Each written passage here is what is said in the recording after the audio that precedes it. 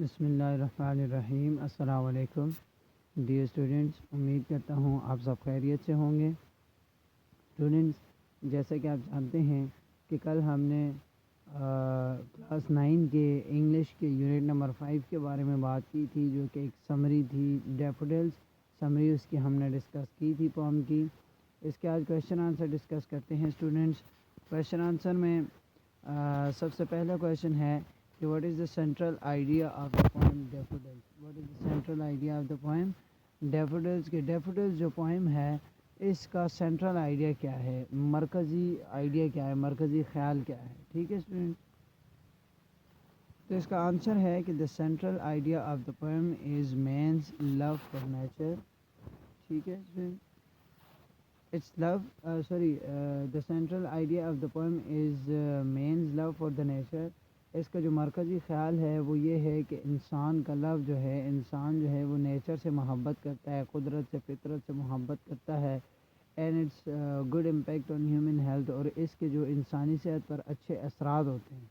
ٹھیک ہے، یہ پوئم کس بارے میں ہے؟ انسان کا فطرت سے لو، اور انسان کا جو ہے فطرت قدرت سے لو، اور اس قدرت کے جو اثرات ہیں، ٹھیک ہے، انسانی صحت پر جو اثرات ہیں وہ ڈسکس کیے گئے ہیں اس پوئم میں۔ ٹھیک ہے اسٹوڈنٹس، کویشچن نمبر 2 ہے کہ what do daffodils present in the poem? Poem میں ڈیفوڈلز کے پھول جو ہیں، یعنی آبی نرگس کے جو پھول ہیں، وہ کس چیز کو جو ہے وہ پریزنٹ کرتے ہیں، کس چیز کو جو ہے شو کرتے ہیں؟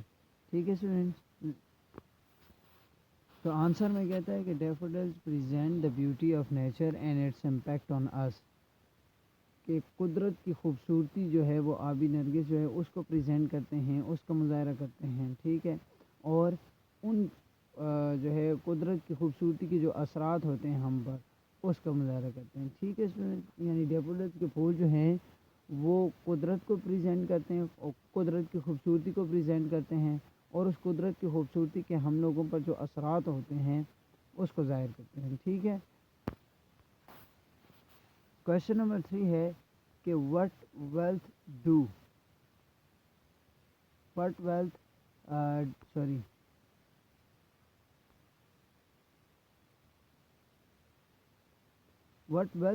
Do memories of the scene give to the poet?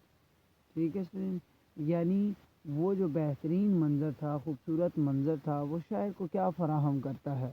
ٹھیک ہے، وہ جو شاعر نے ڈیفوڈلز کا خوبصورت منظر دیکھا تھا، اس منظر کو یہاں پہ وہ کہہ رہا ہے، اس منظر کے بارے میں ڈسکس کر رہا ہے کہ وہ جو خوبصورت اور پیارا منظر تھا، اس منظر نے جو ہے وہ شاعر کو کیا دیا ہے، وہ منظر شاعر کو کیا دیتا ہے؟